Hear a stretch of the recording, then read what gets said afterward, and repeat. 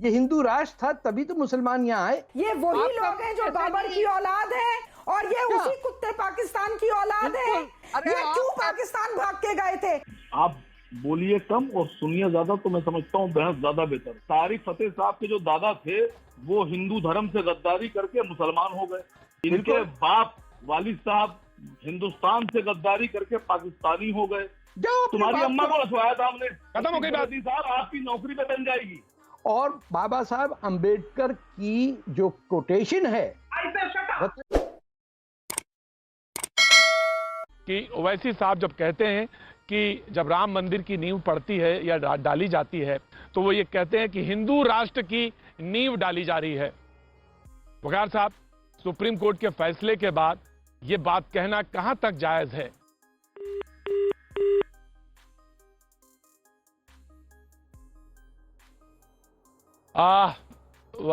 असीम भाई, मैं आपके पास आता हूं। मैं ऑडियो में प्रॉब्लम है, मैं आपके पास पहुंचता हूं। लेकिन मैं all India personal law board की जो मेंबरान यहाँ पे मौजूद हैं, मैं उनके पास ये सवाल रख लेता हूं। मैं ये जानना चाहता हूं मोहतरमा कि आखिर ये हिंदू राष्ट्र की कैसे नींव हो गई? वो जो सवाल मैंने वकार साहब से पूछा वही सवाल मैं आपसे पूछ लेता हूं। यास्मीन फारूकी जी, गलत आदमी से सवाल पूछ रहे हैं। जिन्होंने कहा है ये सवाल आप उन्हीं से पूछिए तो ज्यादा बेहतर है। मुझे जो सवाल करें वो मेरे मुतालिक कर लीजिएगा तो मैं उसका जवाब दे दूंगी। ये जवाब वो ज्यादा बेहतर जवाब तो मैं आपसे all India personal law board के मुतालिक मैं आपसे सवाल पूछ लेता हूं। आप उसी के मेंबरान हैं। आप कहते हैं कि एक बेहतरीन बाबरी मस्जिद थी और हमेशा रहेगी। एक बेहतरीन उदाहरण अन्यायपूर्ण, दमनकारी, शर्मनाक और बहुसंख्यक तुष्टीकरण के आधार पर लिया गया फैसला। कानून पर इस मुल्क के सुप्रीम कोर्ट पे जरा सा भी एतबार नहीं है।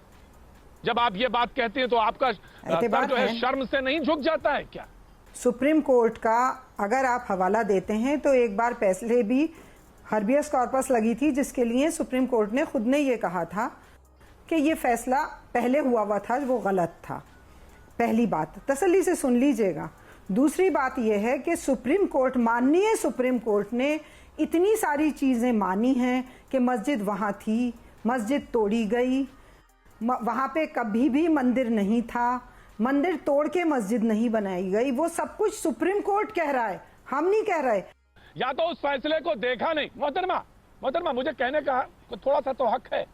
या तो आपने उस फैसले को देखा नहीं या दिन में आपको पढ़ा है, मैंने देखा नहीं पढ़ा है। कहना चाहता हूं लेकिन मैं आप दिल में भी आपको रात की गफलत हो रही है।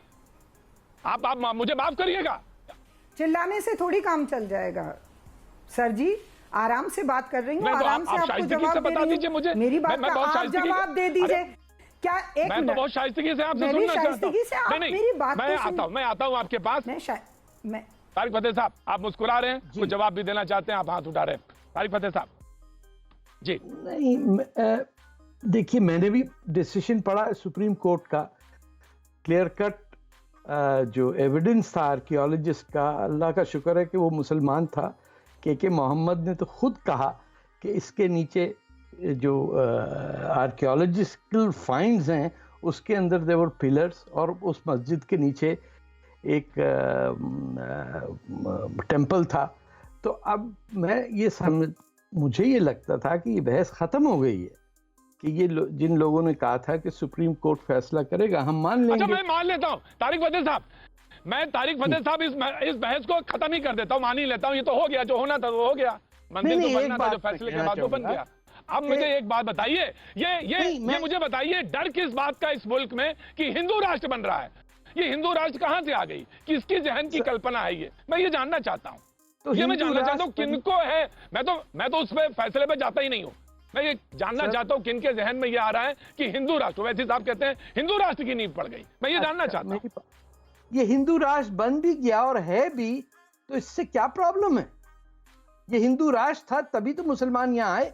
क्या बोला तूने? अगर ये हिंदू राष्ट्र नहीं होता और कहीं और होता, चाइना होता या क्यूबा होता और या बोलिविया होता, कहीं और, तो मार मार के ठीक कर देते लोग। ये तो हिंदू राष्ट्र था कि दुनिया की पहली मस्जिद चेरामान में बनी। कि जो इमाम हुसैन की औलादें पनाह लेना चाहती थीं, वो राजा दाहिर के पास सिंध में आके बसी। ये हिंदू राष्ट्र ही था कि ज़ोरास्ट्रीन आके बंबई में उतरे, जब अरबों ने उनकी ऐसी तैसी की और उनको वो जगह दी गई जहां हिंदू, उन्होंने कहा कि हमारे पूजा करने की जगह के पास कोई और ना हो। उन्होंने कहा ठीक है, आप ये समुद्र के पास जगह ले लें। जब यहाँ टेम्पल यहूदियों का जो यानी पहली दफ़ा जब जेरूसलम का टेम्पल गिराया गया, तो यहूदी दुनिया भर में जब भागे, तो एक ही दुनिया में जगह थी जहां उनके साथ ज्यादती नहीं हुई, वो हिंदू राष्ट्र था। मैंने व्हाट्सएप पे पढ़ा था। अब मुझे ये नहीं समझ में आती कि जब हम सब के सब अपने नामों से, मुसलमान, हिंदुस्तान, भारत, ये इंडिया, बांग्लादेश, ये सब एक ही है। भारत का नाम ही उन हिमालय की पहाड़ियों में जो हिस्सा है अपनी गोद में है, उसको हम कहते हैं। तो जब हमको यहाँ 1000 साल हिंदुओं पे हुकूमत करने का मौका मिला, या हमने की, या लुटेरे आए और लूट के चले गए, उन सब में हमें बाबर पसंद आया, जिसने मुसलमानों को, जो पश्तून इलाके के मुसलमानों, वहां बेड़ा गर्क कर दिया। उसने इतना हिंदुओं को नहीं मारा जितना उसने सूबा सरहद और पंजाब के मुसलमानों के साथ कत्ल गारत की। और जो उसकी हरकतें, ना वो पैदा हुआ इंसान में और ना मरा, और उसके नाम पे बाबरी मस्जिद पढ़ के पूरा हिंदुस्तान, आपको देखिए वो मरे जा रहा है। अरे तुम चेरेमान की मस्जिद में क्यों नहीं गए ये लोग? आज बता दें, ये AIPML के जो लोग हैं, जो मुस्लिम पर्सनल लॉ बोर्ड वाले हैं, या जो ये वहां क्यों नहीं जाते, जो दुनिया की पहली मस्जिद है? तो जब एटीट्यूड ये हो। जनाब मैं आता हूं आपके पास। असीम साहब से मैंने सवाल पूछा था, मैं असीम बकार साहब के बाद लखनऊ जो से जुड़ रहे हैं। मेरी एक बात, सिर्फ मैं एक बात कहना चाहती हूँ, वो मेरी एक बात सुन लीजिए। आप कहेंगे तो मैं बिल्कुल फिर नहीं बोलूंगी। आप बिल्कुल कहिए, मैं आपकी बात सुनने के लिए बैठा हूँ यहाँ पे। पहली बात तो ये कि तारिक फतेह साहब हैं कौन? मैं इन्हें नहीं जानती। गजब बेइज्जती है। ये मेरे मुल्क के नहीं है। मैं इनके सामने क्यों अपना दर्द या अपनी तकलीफ, आप दुनिया में, पूरी बात सुन लीजिए, पूरी बात सुन लीजिए। ये वही लोग हैं जो बाबर की औलाद हैं, जो फूट डलवाने के लिए हिंदुस्तान आए थे, और ये उसी कुत्ते पाकिस्तान की औलाद है, और ये उसी कुत्ते पाकिस्तान की औलाद है, उसी कुत्ते पाकिस्तान की औलाद है जो फूट डलवा रहा है हमारे हिंदुस्तान में, और ये भी उसी की औलाद है, और मैं इनकी शक्ल भी नहीं देखना चाहती। ये है कौन? मैं इनके सामने बात करना भी पसंद नहीं करती। है कौन ये? मैं इनके सामने इनको बुलाता कौन है? ये मेरे मुल्क के नहीं है, ये मेरी कौम के नहीं है। मैं अपनी तकलीफ अपने लोगों से बात करती हूँ, मैं गैर लोगों के सामने बात करना भी पसंद नहीं करती। चुप कर जाए ना फिर। ये मैं बताऊं, ये वो लोग हैं जो फूट डलवाने आते हैं। चुप कर दिया, कुत्ता वुत्ता आपने कह दिया। चुप कर दिया, कुत्ता वुत्ता आपने कह दिया। कितना हल्का ठहरे तू। आराम से, गुस्सा थूकिए, गुस्सा थूकिए। यास्मीन जी, ये कहने वाले बीच में बैठ के हमारे, अरे यास्मीन भारती जी, अरे यास्मीन भारती जी, यास्मीन जी, अरे यास्मीन जी, नहीं यास्मीन जी, यास्मीन जी, यास्मीन जी, यास्मीन जी, यास्मीन जी, मोहनजोदारो से कोई ताल्लुक नहीं। ये गैर है, ये बदकौम है, ये उस पाकिस्तान के हैं, वहाँ पैदा हुए। क्यों भाग के गए थे? ये मुझे इस बात का जवाब दे दीजिए। ये क्यों पाकिस्तान भाग के गए थे? अब बराए मेहरबानी, बराए मेहरबानी, यास्मीन फारूकी, बराए मेहरबानी, यास्मीन फारूकी, बराए मेहरबानी, बराए मेहरबानी, गुस्सा थूकिए और बहुत तसल्ली के साथ एक गिलास पानी पीजिए। मैं आपके पास आता हूं और लखनऊ की सरजमी चलता हूं, जयपुर से लखनऊ के पास, तसल्ली के साथ। जो शख्स दुनिया में आपको जानते हैं, वही शख्स तारिक फतेह साहब को दुनिया में लोग जानते हैं। उनका वही इकबाल है, इनका भी वही वकार है जो सारे जितना आपका है। और बुलाने वाले मैं हूं, बुलाने वाले जिस तरह से आपको बुलाया वैसे इनको भी बुलाया, तो उस पर सवाल मत उठाइए। इस पेशे को भड़वागिरी कहते हैं। उस पर सवाल उठाने का आपको कोई अख्तियार नहीं है। मैं जो पाकिस्तान भागे थे, इनके आबाओ अजदाद पाकिस्तान भागे थे हमारे हिंदुस्तान को। चलिए आप कह लीजिए, अब आपके मन में भड़ास है तो कह लीजिए। नहीं, ये अच्छा नहीं लगता, ये अच्छा नहीं लगता। बहुत सभ्य और बहुत पढ़ी लिखी है। शक्ल से अरब लग रही हैं। आप अरब हैं क्या? फारूकी नाम आपने रखा हुआ, किसने दिया आपको ये नाम? मैं हिंदुस्तानी हूँ, हिंदुस्तानी मैं सिर्फ ये जानती हूँ, मैं हिंदुस्तानी हूँ, यहीं पैदा हुई थी, यहीं मरूंगी, मेरा बाप भी यहीं मरा था, मेरा दादा भी यहीं मरा था, तुम्हारी तरह भाग के नहीं गया था पाकिस्तान।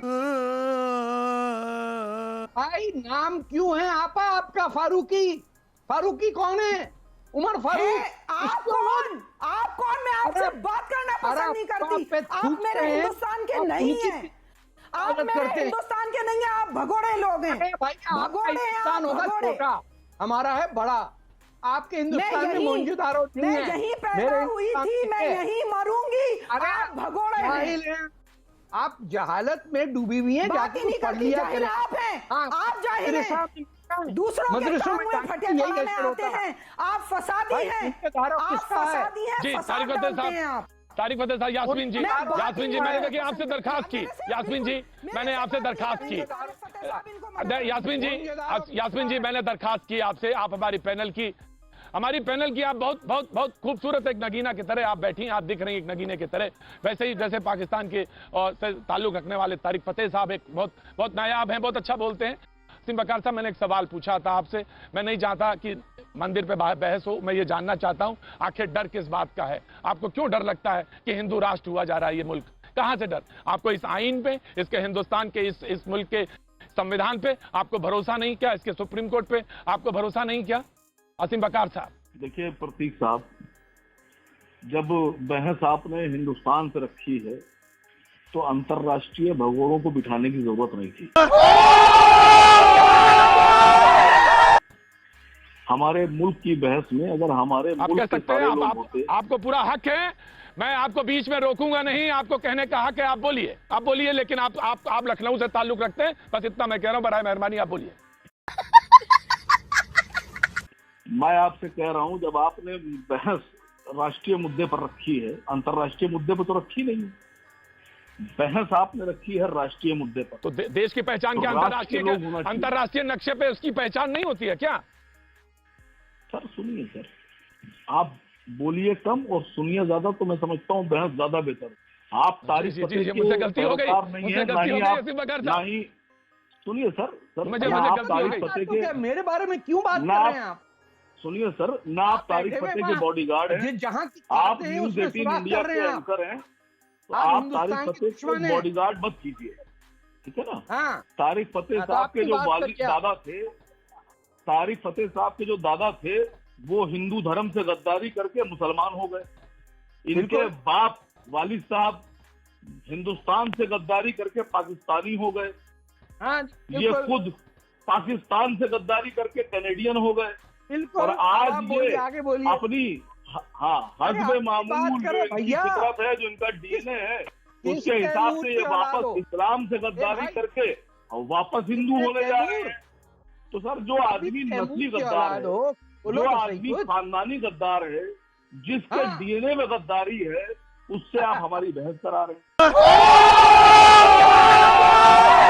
अरे किसी वफादार को दिखाया भाई, आपसे सवाल पूछा, आपने किसी वफादार को दिखाया, जवाब नहीं दे पा रहे आप, आपको नंगा कर दिया सबके सामने, आप अपना नाम रखते हैं। आपका एक वीडियो है मेरे पास, आपकी बात जब बोल रही थी, मैं नहीं बोल रहा था, लखनऊ में बैठे हुए। मैंने कहा ना, आप सुनिए मेरी बात, जब आप बोल रहे थे मैं बोल नहीं रहा था। यही किया है ना आपने, लखनऊ में नाच गाना कराया, बात तो आने दीजिए। अरे भैया, अंग्रेज के खिदमत की है तुमने, औरतें नचवाई हैं ऊपर लखनऊ में, क्या बात कर रहे हो तुम? जाओ, तुम्हारी अम्मा को नचवाया था हमने, तुम्हारी अम्मा को नचवाया था, तुम्हारी अम्मा को गलत। असीम बकार साहब, असीम बकार, आराम से असीम बकार साहब, ये दिस इज नॉट एक्सेप्टेबल। बदतमीजी मत करना मुझसे, बोलिए। मुझसे बदतमीजी मत करना, आप अपनी माँ की बात कर रहे हैं, मैं उससे ज्यादा बदतमीजी से बात कर सकता हूँ। अरे भैया, आप सिवाय उस बदतमीजी के कुछ नहीं कह सकते, गाली गलौज कर सकता हूँ, सिर्फ बदतमीजी कर सकते हैं, भाषा बोल सकता हूँ, आप दंगा करा सकते हैं, लूट मार आप गाय कर सकते हैं, आपके अलावा और कोई काम नहीं आपको। मेरी बात सुन पहले, आप हिंदू। असीम बकार साहब, एक सवाल सीधा सा पूछा था मैंने, इस मुल्क से मुताल्लिक एक सवाल पूछा था आपसे। मैं आपसे क्या कह रहा हूँ? अरे तो मैंने मना किया ना उनको, मैंने मना किया ना, रोका ना उनको, मैंने रोका, मैंने उनको रोका। आप ये तय नहीं करेंगे कौन विदेशी है कौन देशी है, आप ये तय नहीं करेंगे कौन विदेशी है कौन देशी है। भाई साहब कुछ ज्यादा नहीं हो गया ये? मतलब कुछ भी आप ये नहीं तय करेंगे। अंग्रेजों के सामने असीम बकार साहब, असीम बकार, शर्म आपको नहीं आती है? शर्म आपको नहीं आती है? मैं इसी देर से आपको समझा रहा हूँ, आपके बात ही नहीं समझ में आ रही है। मैं आपको समझा रहा हूँ, मेरी बात समझने की कोशिश करिए। मैंने आपसे जो सवाल पूछा वो सवाल मुझे मेरे तरफ डायरेक्टेड था। आप मुझे सवाल का जवाब दीजिए। आप वहां क्यों उलझ गए? आप वहां क्यों उलझ गए? आप सवाल का जवाब दीजिए। आप एक पॉलिटिकल पार्टी को रिप्रेजेंट करते हैं, आप सवाल का जवाब दीजिए। आपकी पॉलिटिकल पार्टी से संबंधित एक सवाल है, आप उसका जवाब दीजिए। नहीं, आप उठ के वहां चले गए। आपकी, अगर मैं आपसे कहूं कि आपकी दुखती हुई आपकी दुखती हुई नब्ज है क्या जो बैठे हुए हैं तारीख, आपकी दुखती हुई नब्ज है क्या, तो आपको कैसा लगेगा? मैं आपसे सवाल पूछ रहा हूं, सवाल का जवाब देना। आप सवाल का जवाब दें, खत्म हो गई बात। आपकी नौकरी पे बन जाएगी तो फिर आप बोलिए ना। मैं तारिक साहब की तरफ क्यों जा रहे हैं? आप तारिक साहब की तरफ क्यों जा रहे हैं? आप मेरी तरफ मुखातिब होइए ना, सवाल का जवाब दीजिए। मैं पूछ रहा हूँ आपको इस बात का, किस बात का डर है? आपके लिए ये आप तय नहीं करेंगे, ये मैं तय करूंगा कौन बैठेगा कौन नहीं बैठेगा। दिस इज माई डिबेट, ये डिबेट मेरी है और मैं करूंगा। आपको जाना होगा जाएंगे, लेकिन ये मेरी डिबेट है, ये मेरी डिबेट है। और जो तय होगा वो कॉन्स्टिट्यूशनली बोला जाएगा। संवैधानिक भाषाओं का, मर्यादाओं का पालन होगा, संवैधानिक मर्यादाओं का पालन होगा। असीम बकार, मैंने आपको बहुत अदब के साथ आपको समझाया, बताया। मैं आपसे सवाल पूछ रहा हूँ, मैं आपसे सवाल पूछ रहा हूँ, मैं भी प्रेम से बात कर रहा हूँ ना आपसे। मैं सवाल पूछ रहा हूँ आपसे, आप तय नहीं करेंगे कि आप मैं आपसे सवाल पूछ रहा हूँ। आपको आखिर सामने नहीं बोलेंगे। आप मुझे बताइए कि आपको इस मुल्क में क्या डर है? आपको कैसे लग रहा है कि हिंदू राष्ट्र बन रहा है? मुझे सवाल का जवाब दीजिए। औरंगजेब का इंतजार है। ऐसे दे दूंगा जिसमें हिंदूवादी नेता इस बात का जिक्र करते दिखते हैं। कभी आपने उनसे सवाल पूछा कि ऐसी बातें क्यों करते हैं? भैया मुंह निकल जाएगा हमारा ऐसा करेंगे तो। कई हिंदूवादी नेता ऐसे हैं, विश्व हिंदू परिषद से लेकर हिंदू महासभा से लेकर तमाम लोग जो इस तरह की बातें करते हैं, इस तरह की भाषा इस्तेमाल करते हैं। कभी आपने एक आदमी से पूछा कि ऐसी बात क्यों करते हो, किसके इशारे पर करते हो? एक वीडियो है इन हजरत का मेरे पास मौजूद है, जिसमें ये हिंदुस्तान के टुकड़े करने की बात कर रहे हैं और पंजाब को देश से अलग करने की बात कर रहे हैं। वो वीडियो दे दूंगा आप। कभी आपने इनसे पूछा? ये जवाब है सवाल का। ना हो तो बोलिए जरा। फतेह का वीडियो जिसमें ये हिंदुस्तान के खिलाफ सवाल पूछिए, फिर से सवाल पूछिए।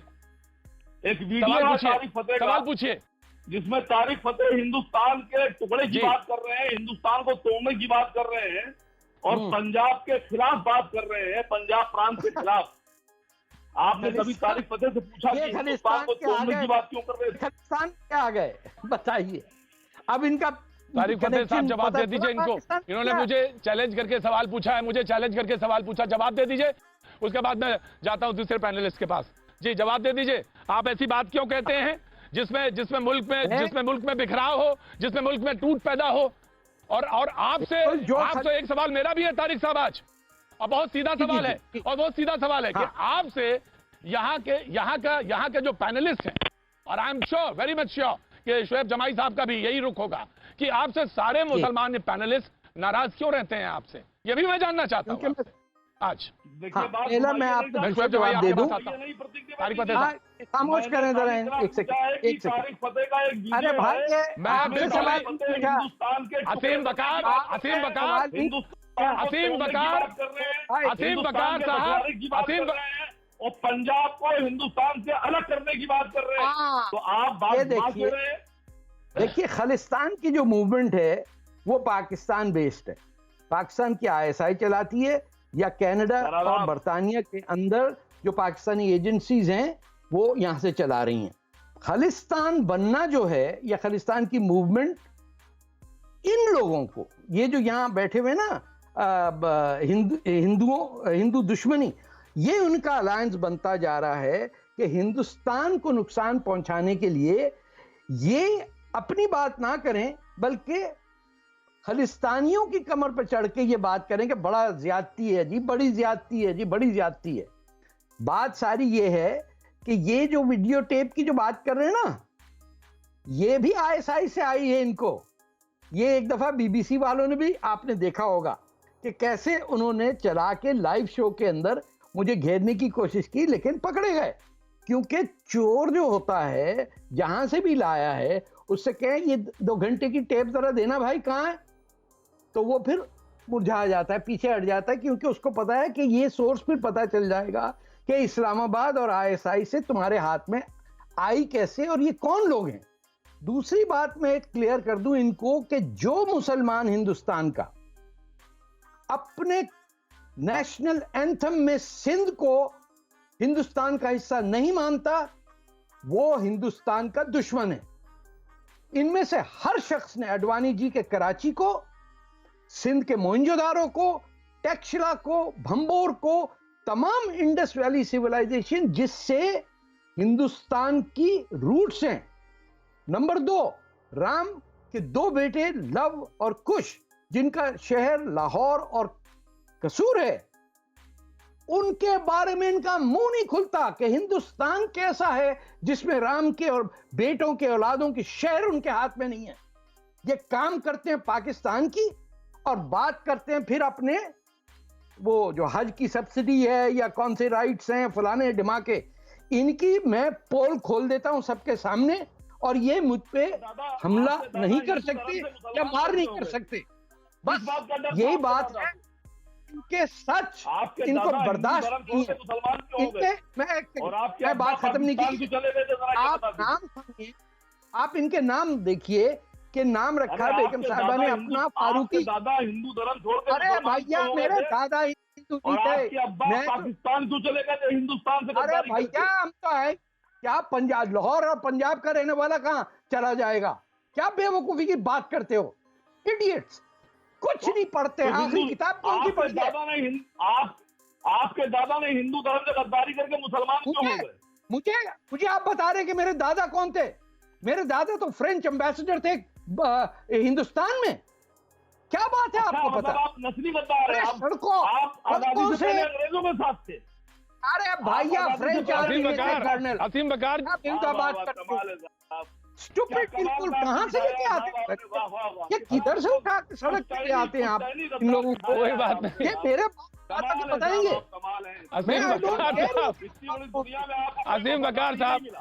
असीम बकार साहब, मेरे बाप, मुझे लगता है कोई बात नहीं। असीम बकार साहब, कभी कभी ये लोग आ गए, मतलब ये फ्रांसीसी भी थे। असीम बकार साहब, कभी कभी कोई बात नहीं। असीम बकार, कभी कभी गलती हो जाती है। जहां की किताब से पढ़ा होगा, किसी भी किताब से, अमीनाबाद की किताब से कोई पढ़ लिया होगा, कोई गलत फैक्ट कोई गलत पढ़ लिया होगा, कोई बात नहीं बकार साहब, कभी हो जाता। मैं जो हमारे पैनलिस्ट मौजूद हैं चाहते मैं उनके पास जाना। नहीं, कोई बात नहीं, मैं आ जाता हूँ। मुझे मालूम है कभी कभी गलती हो जाती है। असीम बकार साहब, कभी गलती हो जाती है। उनके दादा फ्रेंच एम्बेसडर है और आप उनके ही दादा को उन्हीं के सामने बता रहे हैं। तो वाह साहब, क्या बात है, वाह। शोएब जमाई साहब, मैं कमाल नहीं करता, मैं तो बात करता हूं। मैं तो बात सिर्फ कहता हूं, कमाल तो आप ही करते हैं। उसमें एक बात कही गई है उस स्टेटमेंट में, बाबरी मस्जिद थी और हमेशा रहेगी, ये बात। दूसरी बात उन्होंने कहा कि सोफिया टेम्पल, जो सोफिया मस्जिद है, उसका जिक्र है कि एक बेहतरीन उदाहरण है। आपसे अगर पूछा जाए कि आप उकसाते हैं तो क्या यह गलत नहीं है, और या आप विश्वास नहीं करते इस मुल्क के आईन में, तो क्या यह गलत नहीं है?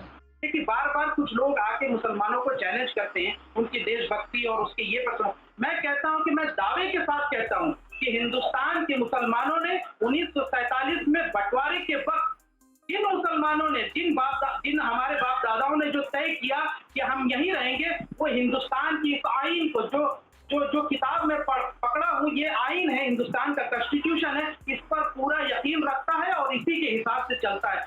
जो पट्टा मैंने तिरंगा जो पहना है अपने गले में, पूरा हिंदुस्तान देख रहा है, उस पर यकीन रखता है। और 1947 के बाद के जो मुसलमान है हिंदुस्तान को, उसको कभी भी आप मुगलों के जमाने या बाबर के जमाने से कंपेयर नहीं कर सकते।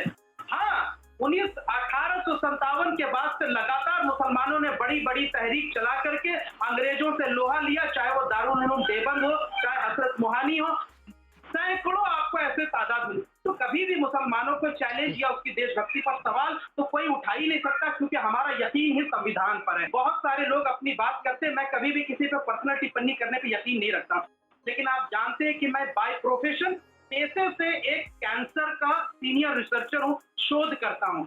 मैं अगर इसको फिलॉसफी अगर राजनीति में, पॉलिटिक्स में अपनाऊं तो मैं ये कह सकता हूं कि कुछ लोग, जैसे आपके पैनल में बैठे हुए कोई कनाडाई शख्स है जो बाहरी शख्स है, मैं समझता हूं ऐसे लोग जो है कोई समाज के लिए भी कैंसर है, जिसको मुझे बोलने से कोई गुरेज नहीं होना चाहिए और इसका भी इलाज करना बहुत जरूरी है। मैं लेकिन तारिक फतेह साहब, जो सवाल का जवाब इन्होंने मांगा, जो जवाब दिया इन्होंने, मैं उस पर आपका रिएक्शन जानना चाहता हूं। तारिक फतेह साहब जी, क्या सवाल पूछा उन्होंने? ये तो वो लोग हैं जो मैंने कहा जो सिंध को मानते ही नहीं है पाकिस्तान। इन्होंने ये कह रहे हैं कि जो आप ये कहते हैं कि आप हिंदुस्तान 1947 के मुसलमान की, तारिक फतेह साहब, 1947 के मुसलमान की आप तुलना बाबर से कैसे जोड़ सकते हैं, मुगलों से कैसे जोड़ सकते हैं आप? मैं कह रहा कि हम स्वतंत्र, एक नया मॉडर्न मुस्लिम खड़ा है, एक ऐसा है जिसके हाथ में कंप्यूटर है, जिसके हाथ में दूसरे में कुरान शरीफ है, तो आप उसको क्यों, कैसे अलग करेंगे? आप क्या अलग नहीं कर सकते? वो मॉडर्न सोच का, अप्रोच का आदमी है, मुझे मुस्लिम है जी। नाउ यू आंसर तारिक फतेह। 47 में तो कॉन्स्टिट्यूशन नहीं बना इंडिया का, शायद गिनती ना आती हो इन लोगों को। 48 में भी नहीं बना। जिन साहब ने कॉन्स्टिट्यूशन बनाया, बाबा साहब ने, उन्होंने इनके बारे में क्या लिखा है वो आपको पता है। अबुल कलाम आजाद ने 1924 में कलकत्ता में कहा कि मुसलमान का दिल धड़कता है सिर्फ मुसलमान से, चाहे वो चीन में हो, तुर्की में हो, कहीं पे भी हो। उन्होंने अफजल और अशरफ मुसलमानों की कैटेगराइजेशन की, और बाबा साहब अंबेडकर की जो कोटेशन है, जो उन्होंने बात की, जो कॉन्स्टिट्यूशन के राइटर हैं, ये जाके इन सब फारूकी और रिजवी और जितने भी जो अपने आप को अरब मनाते हैं, आप उनसे पूछ लीजिए कि पढ़ा है या नहीं पढ़ा। इस पे लास्ट अथॉरिटी अंबेडकर साहब की, जिन्होंने कॉन्स्टिट्यूशन लिखा। इन्होंने तारिक साहब मेरी बात, तारिक साहब, मैं एक बात कहना चाहता हूं। तारिक साहब, बहुत अदब के साथ कहना चाहता हूं, बहुत मुलाहिजे के साथ बात कहना चाहता हूं कि हम माजी में ही रहेंगे क्या, हम पास्ट में ही रहेंगे क्या? हम आपका एक सवाल मुझे बिल्कुल, मैं आपसे इनसे पूछ लेता हूं, पैनल में पूछ लेता हूं। जो तारिक साहब ने पूछा ना, तारिक साहब ने जो बात कही वो ये कही कि आप जो आपका मादरे वतन है, जो मादरे वतन है जहां पे आप रहते हैं, वहां से जुड़ाव आपका कम दिखता है और आप अपने को जोड़ते कहीं और से हो। ये सवाल तारिक फतेह साहब का है और शायद यही मुश्किलात पैदा करता है। अरे भाई सुनिए ना, सुनिए, ये क्या तरीका नहीं, ये bad habit, it's a very bad habit. You are senior citizen sir, please listen to me. No, you know that there are 4 people fighting against one. I don't have any competition with a person like you. You are disgusting. Just shut up. कहने दो, माफ करो। Just shut up. I say shut up. It's not your time. It's mine. जैसा कि मौलाना आजाद के बारे में इन्होंने कहा, मैं कहता हूं कि मौलाना आजाद 1947 में, मौलाना आजाद ने जो 1947 में जो जामा मस्जिद की सीढ़ियों पर जो वो बहुत ही इमोशनल जो बयान दिया था और हिंदुस्तान के मुसलमानों से कहा था कि मुसलमानों तुम ये क्या कर रहे हो, अपनी सरजमीन को छोड़ के पाकिस्तान चले जा रहे हो, वहां पे तुम सुखी से नहीं रहोगे, यही तुम्हारे यही तुम्हारा पे खून गिरा, तुम यही रहो। वो बयान आप भूल जाते हैं। अरे मैं जानता हूँ उन्होंने क्या कहा बादशाह खान के बारे में। अरे सुनिए, समझते थे कि पठान जो है बेवकूफ है।